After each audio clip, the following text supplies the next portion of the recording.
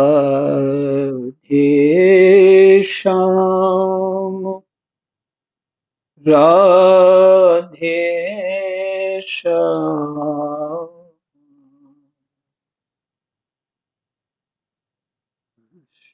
राधे श्याम जय जय राधे श्याम।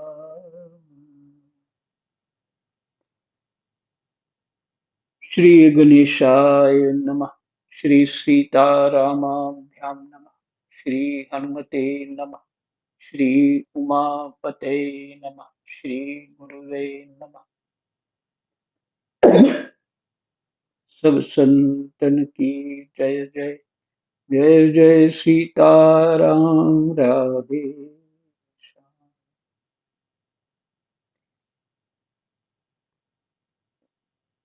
श्रीमद्भागवत महापुराण तृतीय स्कंद 33वां अध्याय। देवहूति को तत्व ज्ञान एवं मोक्ष पद की प्राप्ति। ये प्रसंग है। मैत्रेय जी कहते हैं, विदुर जी, श्री कपिल भगवान के ये वचन सुनकर कर्दम जी की प्रिय पत्नी माता देवहूति के मोह का पर्दा फट गया और वे तत्व प्रतिपादक वे तत्व प्रतिपादक सांख्य शास्त्र के ज्ञान की आधार भूमि भगवान श्री कपिल को प्रणाम करके उनकी स्तुति करने लगी।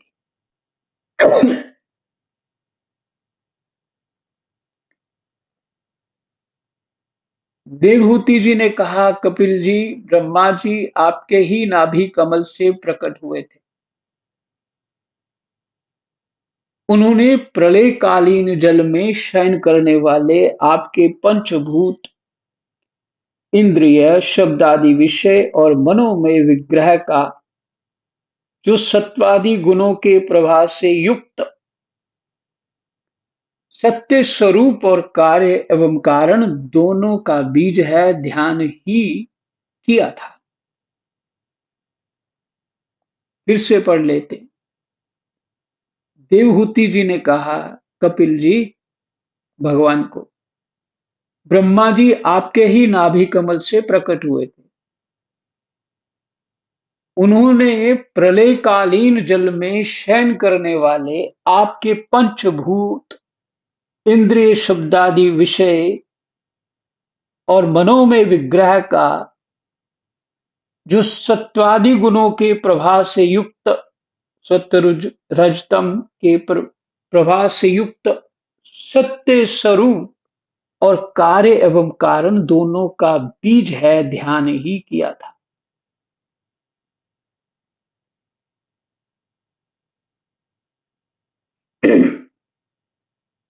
ब्रह्मा जी ने कैसा ध्यान था उनका, ये बताया है। इसको 20 बार पढ़ोगे श्लोक को तो कुछ कुछ बुद्धि में उसकी ये बातें, एक एक बात, पंचभूत, इंद्रिय जिनको नहीं समझ आई, शब्दादि विषय, मनोमय विग्रह इत्यादि, ये तो खुद ही इसमें विचार करना पड़ेगा क्या क्या है, तो वो समझ में आए कि भगवान का स्वरूप वास्तविक क्या है। कौन से भगवान का? जो नारायण है।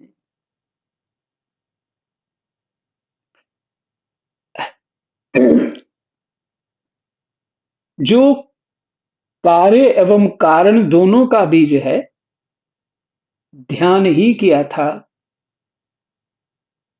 आप निष्क्रिय सत्य संकल्प, संपूर्ण जीवों के प्रभु तथा सहस्त्रों अचिंत्य शक्तियों से संपन्न हैं। यह माता जी कह रहे हैं कि वो नारायण भी आप ही हैं।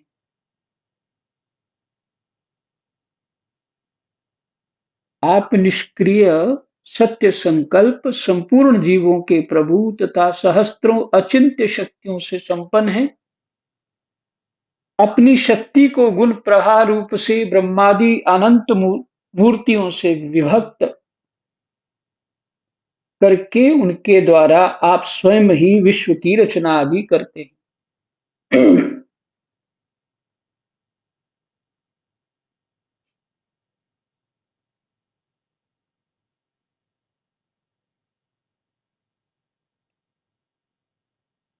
अपनी शक्ति को गुण प्रवाह रूप से ब्रह्मादि अनंत मूर्तियों में विभक्त, ब्रह्मा आदि और देवता,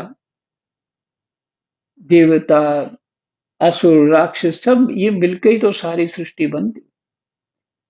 मूर्तियों में विभक्त करके उनके द्वारा आप स्वयं ही विश्व की रचना आदि करते हैं। नाथ, ये कैसी विचित्र बात है कि जिनके उदर में प्रलय काल आने पर ये सारा प्रपंच लीन हो जाता है, और जो कल्पांत में, कल्प के अंत में माया में बालक का रूप धारण कर अपने चरण का अंगूठा चूसते हुए अकेले ही वट वृक्ष के पत्ते पर शयन करते हैं, उन्हीं आपको मैंने गर्भ में धारण किया।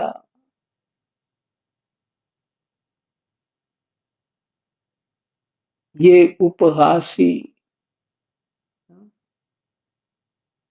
सुनत धीर मति थिर न रहे, ब्रह्मांड निकाया निर्मित माया, रोम रोम प्रतिवेद कहे, मम उर सोबासी। ये उपहासी सुनत धीर मति थिर न रहे।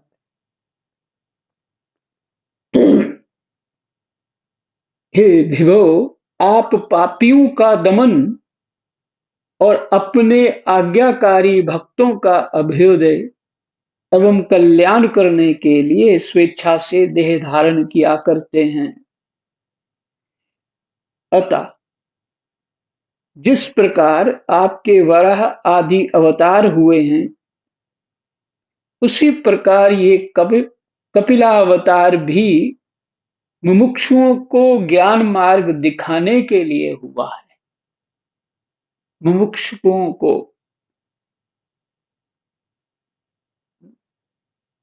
तो मुमुक्षा की जो इच्छा रखेंगे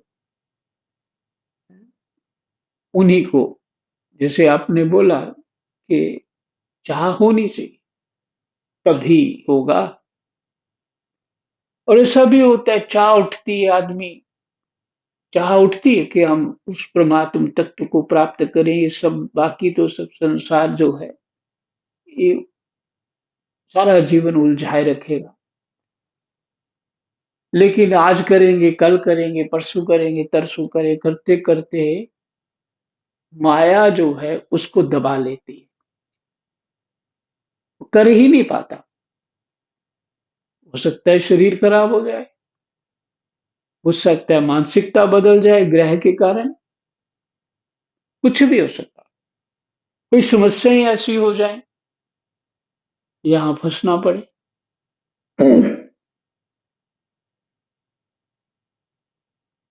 तो मुमुक्षु मुमुक्षुओं को ज्ञान मार्ग दिखाने के लिए हुआ कपिला कपिला अवतार। भगवान, आपके नामों का श्रवण या कीर्तन करने से तथा भूले भटके कभी कभी आपका बंधन या स्मरण करने से ही कुत्ते का मांस खाने वाला चंडाल भी सोमयाजी ब्राह्मण के समान पूजनीय हो सकता है।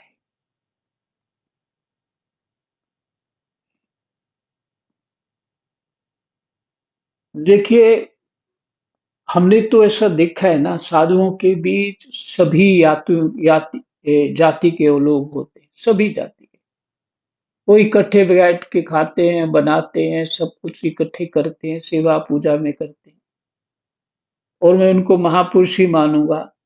वहां भी जो अपने वहां कह के वो कहते हैं मैं छोटी जाति का हूं, मैं रसोई नहीं बनाऊंगा, मैं बर्तन साफ कर दूंगा, झाड़ू मार दूंगा, ऐसे भी महात्मा होते हैं।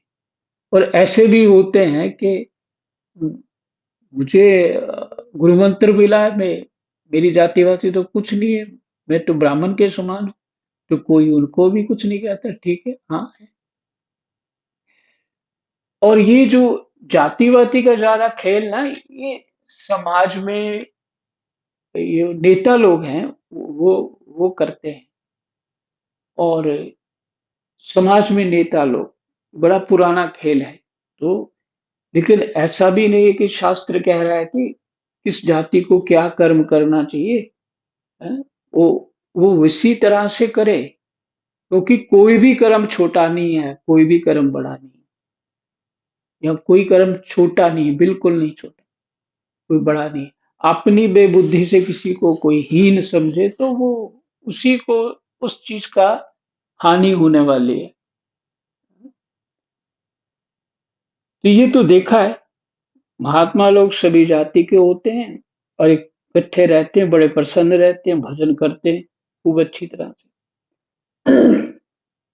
भगवान आपके नामों का श्रवण या कीर्तन करने से तथा भूले भटके कभी कभी आपका वंदन या स्मरण करने से ही कुत्ते का मांस खाने वाला चांडाल भी सोमयाजी ब्राह्मण के समान पूजनीय हो जाता। ये भगवान के नाम की महिमा। फिर आपका दर्शन करने से मनुष्य कृतकृत्य हो जाए, इसमें तो कहना ही क्या है। एक बात और बताऊं, कुछ नहीं, शास्त्र नहीं पढ़ते ना लोग, तो खेल हो जाता है, गड़बड़ हो जाता है क्या।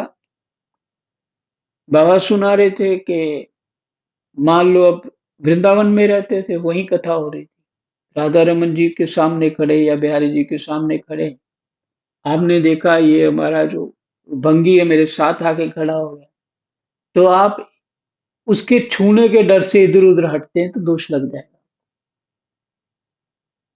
दोष लग जाएगा। कैसे? भगवान के सन्मुख जो जीव हो गया, वो छोटा या बड़ा कैसे हो सकता है? नहीं हो सकता, इतने मात्र से दोष लगता है। मतलब इतनी सुंदर व्यवस्था है हमारे शास्त्रों में, इतनी सुंदर व्यवस्था है कि अब वही शास्त्र हम पढ़ते नहीं हो ठीक ठीक से, और गुरु जी मंत्र दे दो, जाप करते हैं, बस कल्याण हो जाएगा इत्यादि। बुद्धि को शुद्ध करना ही नहीं है, मन को शुद्ध करना ही नहीं है। तो मंत्र भी वैसा ही काम करता है, जैसी बुद्धि तुम्हारी होती है उसी को बढ़ोतरी कर देते मंत्र।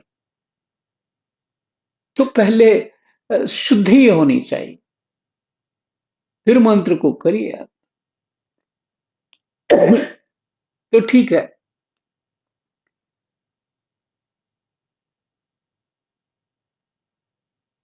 अहो, अहो, वह चांडाल भी इसी से सर्वश्रेष्ठ है कि उसकी जिह्वा के अग्रभाग में आपका नाम विराजमान है। अब ये जो देवहूति माता जी एक प्रकार से क्षत्रिय ही मानी जाएंगी, और ब्राह्मण के साथ विवाह हुआ इनका।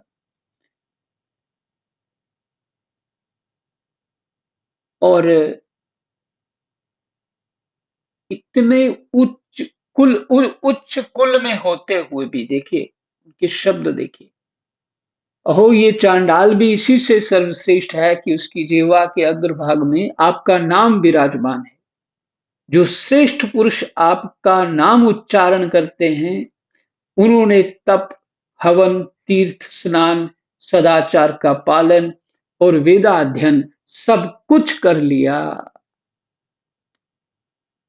इसलिए तो गोस्वामी जी कहते हैं, कलयुग केवल नाम आधारा, सुमिरि सुमिरि नर उतरे पार। कल युग में जीव अपने सत्य पे दृढ़ रहना बड़ा कठिन है, अपने संयम नियम में रहना बड़ा कठिन है।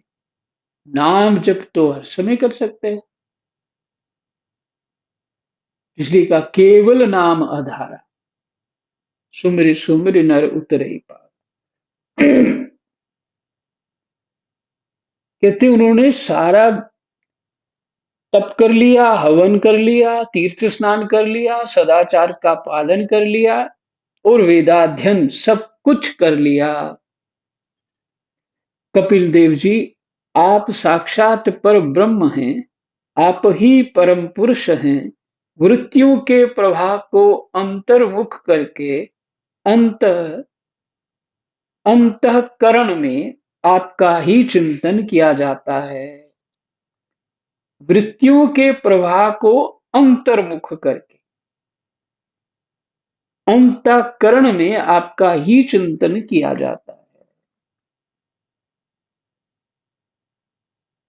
आप अपने तेज से माया के कार्य गुण प्रभाव को शांत कर देते हैं। आप अपने तेज से माया के कार्य गुण प्रवाह को, है ना, गीता जी में गुण ही गुणों में वर्त रहे हैं, यही संसार है। तो गुण प्रवाह चल ही रहा है, तो उसको शांत कर देते हैं उसी व्यक्ति का जो आपका भजन करता है, उसके गुण प्रवाह तथा आपके ही उधर में संपूर्ण वेद तत्व निहित है। ऐसे साक्षात विष्णु स्वरूप आपको मैं प्रणाम करती हूँ। जय जय सीताराम, राधे श्याम, कृष्णाय वासुदेवाय, हरे परमात्मने, प्रणतक्लेशनाशाय गोविन्दाय नमः। जय